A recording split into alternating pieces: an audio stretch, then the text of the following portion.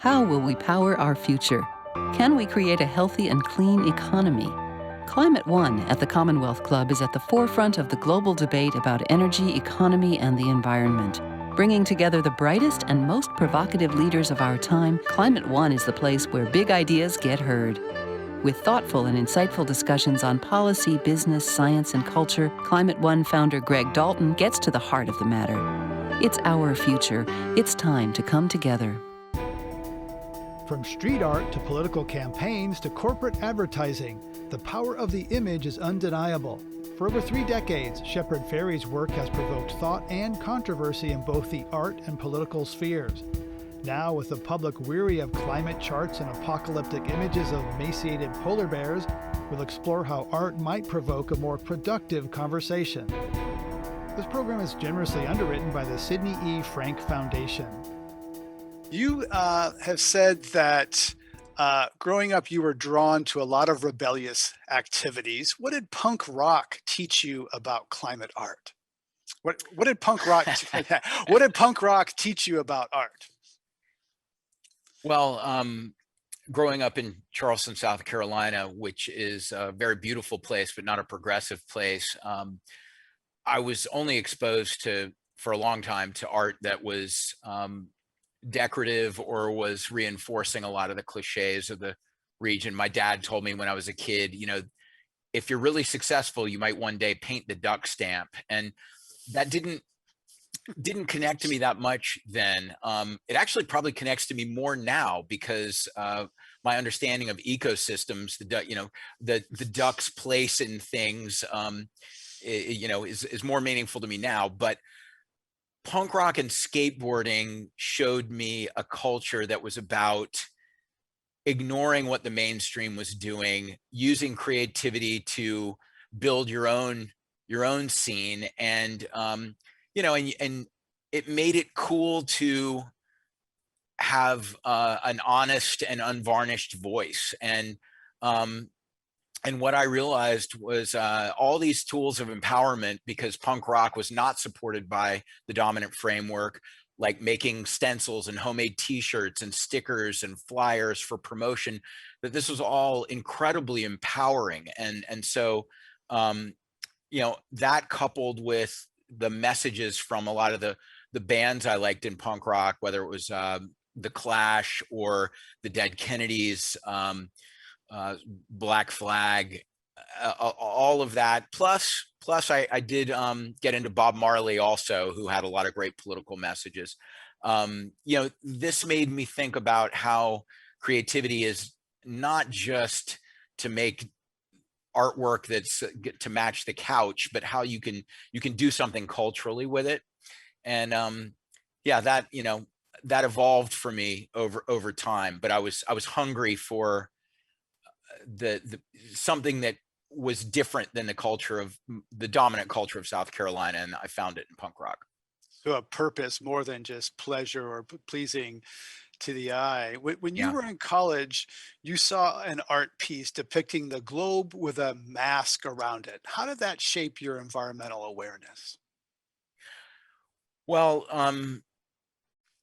it made me think about the power of symbols, and how the globe, even though the world seems vast, it's actually not that big. And that everything we put into the air, we put into the water, affects I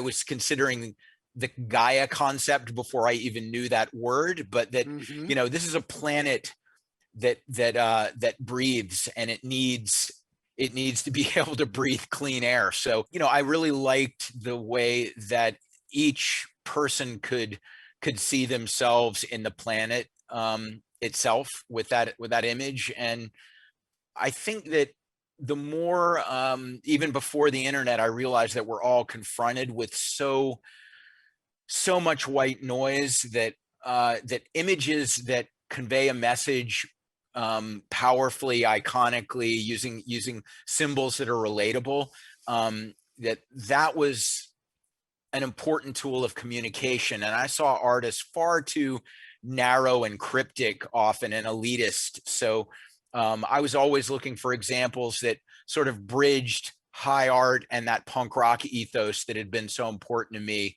as a developing teenager.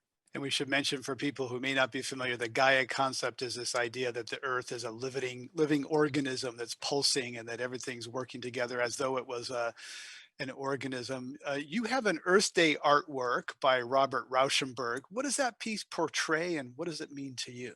Well, Robert Rauschenberg was one of my favorite artists from the time I really learned about contemporary art and pop art. And not everything he did was political, but he was the artist chosen to make the very first Earth Day poster. And when I did something for the Rauschenberg Foundation a few years ago, a gift was one of those posters. And it's it's the bald eagle, the national bird, which is also an endangered species, or at least was. I'm not sure whether it's still endangered, but is protected. In the middle of a scene of a lot of debris and trash, and I think if anyone feels at all patriotic, that this idea that the symbol that we use to to be proud of America is threatened by our behaviors, that there's this contradiction.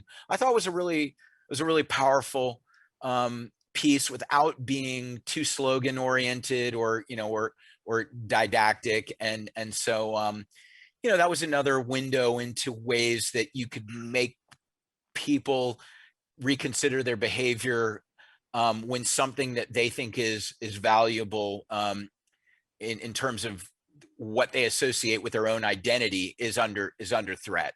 And I thought it was a smart solution. You recently completed a mural in the Arts District of downtown Los Angeles called Drink Crude Oil.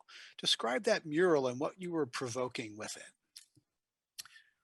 Well, it's a piece that has kind of a collage aesthetic, and I look at advertising as this insidious force of shaping people's behavior. And within that piece, there's a Coca-Cola bottle, but instead of it saying Coca-Cola in the same type style, it says crude oil. So it says drink crude oil. And then there's an oil derrick and a flame and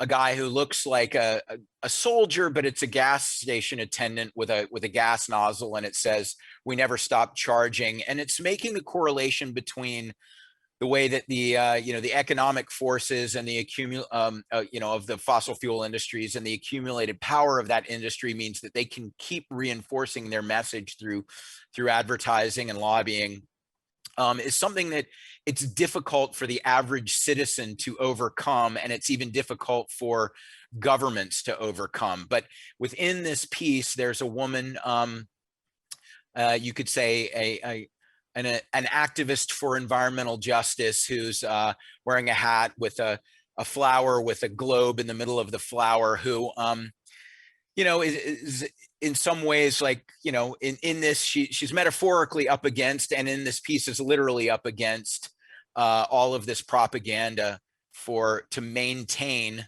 the structure of the economic and functional structure of how the fossil fuels industries works now. And it's something that I think people, when they realize that they're pawns in someone else's plan, they go, wait a second, I don't know if I really want that. And it's one of the reasons I use obey in my work. I'm not encouraging people to obey. I'm actually encouraging them to question obedience by taking what's in the ether, which is all these different unseen forces to make you fall in line with someone else's agenda, and crystallizing that into the direct command to obey, so that people go, obey what? Do I really want to? Right. And so much of your work focuses on that concentration of power, and fossil fuels are, highly concentrated industry and a lot of power. How do you think about that? Speaking for the climate emergency, we're up against that huge concentrated power with a lot of fragmented power. Yeah, well, that's where it's actually going to take community organizing, voting, people choosing how to spend their money, that is, in a way, a very a very strong message and, and vote. Capitalism does respond to supply and demand. So if you demand renewables or you demand electric cars, they will respond, but it requires, a combination of all these things to reach a critical mass that changes the structure of this of the fossil fuels industry and how we think about energy consumption. It's important that people understand the severity of the issue, but it's also important that they don't feel paralyzed because it's too overwhelming. So I'm always trying to see how I can get the balance right in my communications, with both the text and the imagery I'm using. Right, to convey urgency, but not alarm people so much that they shut down, or that they get numb to that. You can't be Yeah, on high alert all the time, right? I mean, adrenaline doesn't work that way. right. And the feeling of hopelessness is very demotivating. You So keeping people motivated is important. And you have said that you embrace what you call an inside out strategy, working with the establishment. You've described kind of the outside. Describe what you mean from the inside. For years, I couldn't survive just as an artist. So I did a lot of marketing and design projects with corporations. And if the corporation that was approaching me liked my work and liked a lot of the ideas in my work, then I would encourage them to be courageous about putting those messages out. So in a way, using their very powerful machinery to put across the messages about, equality, about environmental responsibility, about democracy that I think are important. And then oftentimes, even though there's a fear in the corporate world that something will diminish their that support with certain consumers, actually taking a stand frequently bolsters loyalty and support. So even if that might not pan out that way, if for a moment I can get them to do the right thing, that's what I'm going to be trying to encourage from, my position of very little power, but I use what I can. Subversive on the inside. And do you think that that includes fine art? Because you clearly come from the more street art, skateboard, countercultural place. Do you think fine art has a place in that? Places art that is presented in, clean spaces with white walls to elite audiences? Absolutely. A lot of the pieces that I'm making as poster art that might be given to the NRDC or 350.org or Greenpeace are also canvases that I make and then use proceeds from those canvases to go back to those same organizations. And, sometimes I go with something as subtle as a wave that has oily water in the foreground and the name of the piece is Dark Wave, or a wave with an oil derrick off in the background and the name of the piece is This New Wave Is a Little Slick for My Taste. I like, a little bit of humor. That's like punk wasn't slick, new wave was a little slick. I have another one called Water's the New Black. So I'm but the wave is quite seductive and hypnotic, and everyone, even if they say, oh, I hate cliches, they see a beautiful wave and they go, all right, except for that cliche, I like that one. Yeah, right. You gotta catch people and gotta be a little surprised. Yeah, I mean, I'm fine to swim upstream some and then to also utilize the power of the water going downstream some too. The climate conversation is often driven by facts and charts, and although I think it does have human dramatic elements to it, how do you think about the relationship between art and facts and how people are able to receive them? I wish people were driven more by facts, and I claim to be, but I know I'm very emotionally driven, just like everyone else. We feel things, and then we look for an intellectual justification for those feelings. That's why we can be led astray so easily by nefarious forces. Now, when someone with what I think is an altruistic intent can make something that's emotionally resonant that leads somebody to then um, care about facts that maybe that same person is presenting. That's a beautiful thing. That's what I'm striving for often. Mm-hmm. And but I know that I have to lure people in with something that connects emotionally. And so if I make a piece that is for example, this T-shirt is an eye crying with the globe in the bottom, and it just says Earth Crisis. And I might make this, and then somebody reads the text about a myriad of ways that we need to adjust our behavior and push back against corporate influence. They might actually care because everyone can relate to crying as something that means you're overwhelmed by something emotionally, and the planet is overwhelmed by a lot of the depletion of resources, environmental destruction, the the amount of carbon we're putting into the air. I feel like it's a reasonable metaphor. Yeah, Mother Earth is definitely crying. And you got to start obviously with Obey the Giant and sort of cropping up in public spaces, and have done a lot of your work in those public spaces. Yeah. And climate is a tragedy of common public space. We are pumping pollution into the global commons, the air and the water.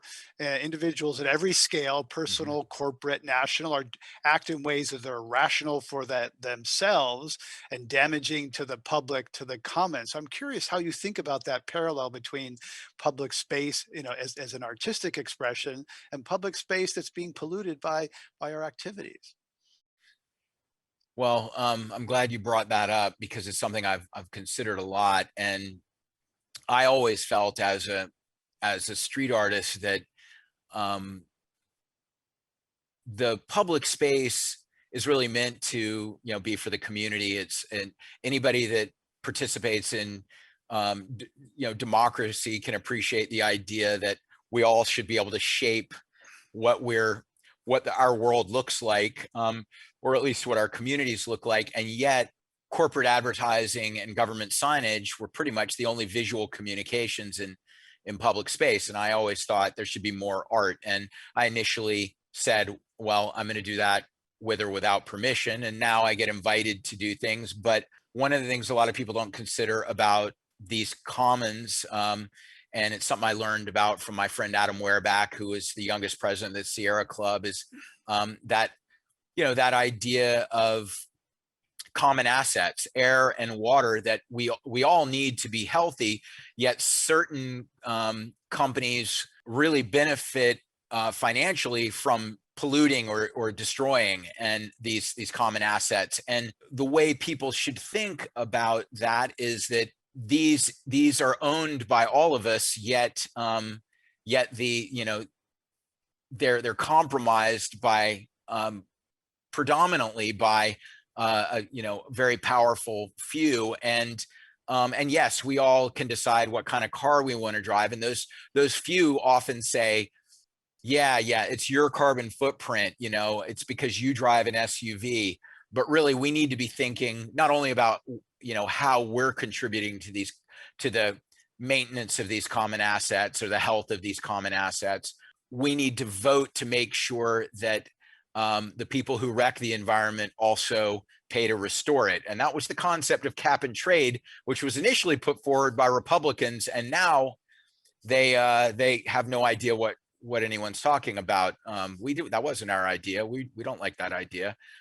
Which, if anyone doesn't know what cap and trade is, it's the idea that the businesses that pollute pay to undo their pollution. And a lot of people don't even think that cap and trade is enough. They think that the behaviors that are destroying the environment should be illegal and regulated against. And I actually agree with that. But I think at the very least, those common assets should not be compromised on the average person's watch and on their dime. It should be something that the people who disproportionately cause the destruction of those assets have to pay to restore.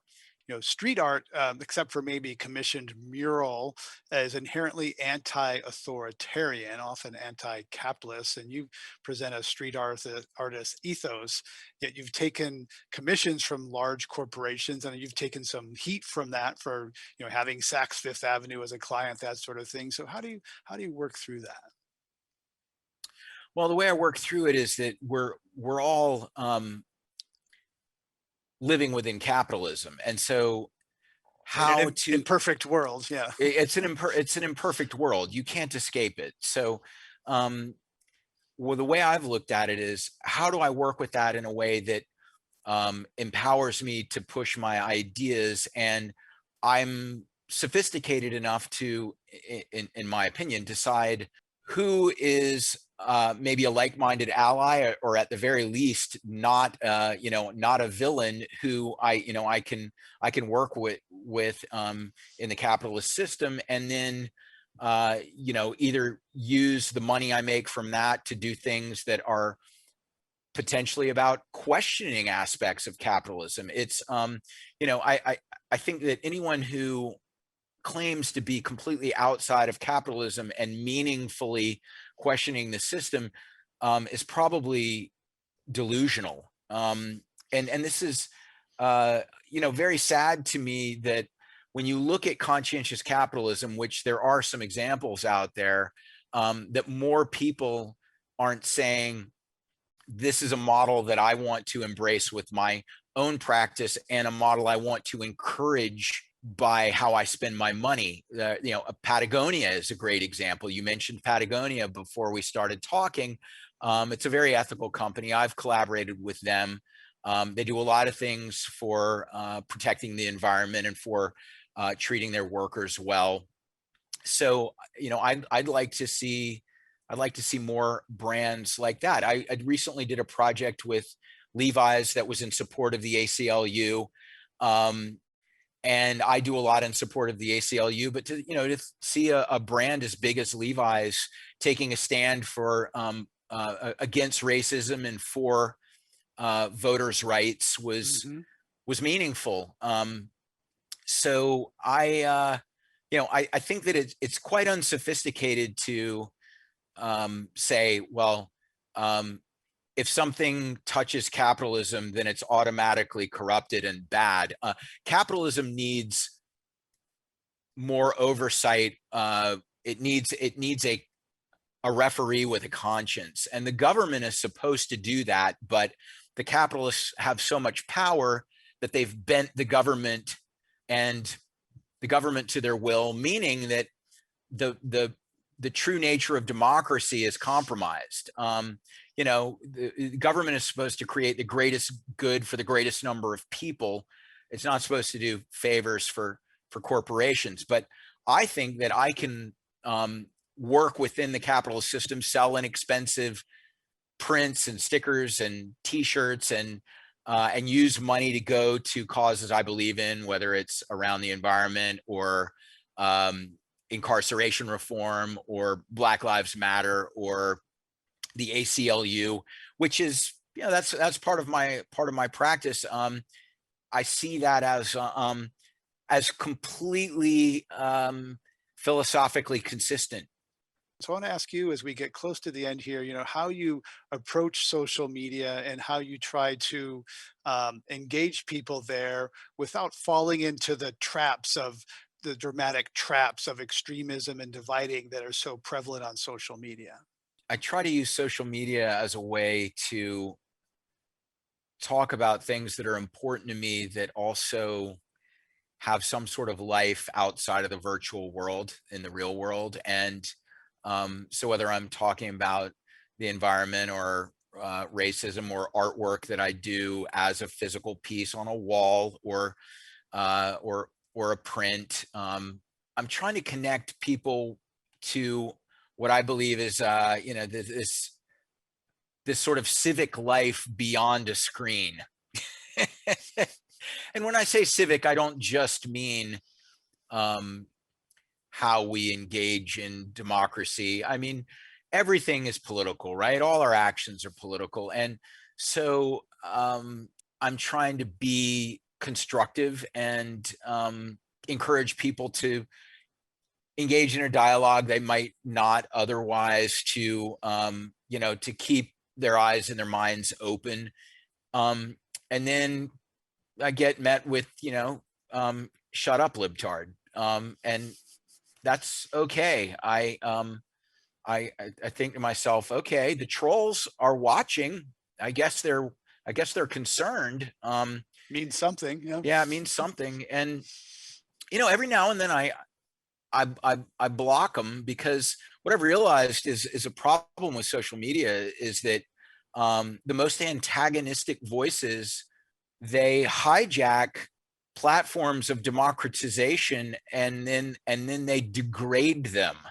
I'm fine to both provide the platform and then curate it by blocking those people. It's not just because they disagree with me, it's because they have no interest in a meaningful, intelligent debate. So I think that has no place in our public discourse, and that includes my social media. So honored to have you as a guest here, F. Shepard. Thanks for coming. This conversation was generously underwritten by the Sidney E. Frank Foundation. To hear more Climate One conversations, subscribe to the Climate One podcast on Apple or Spotify, wherever you get your pods. Please help us get people talking more about climate by giving us a rating or review. It really does help advance the climate conversation. Thanks for joining us online. We'll talk to you next time, everybody.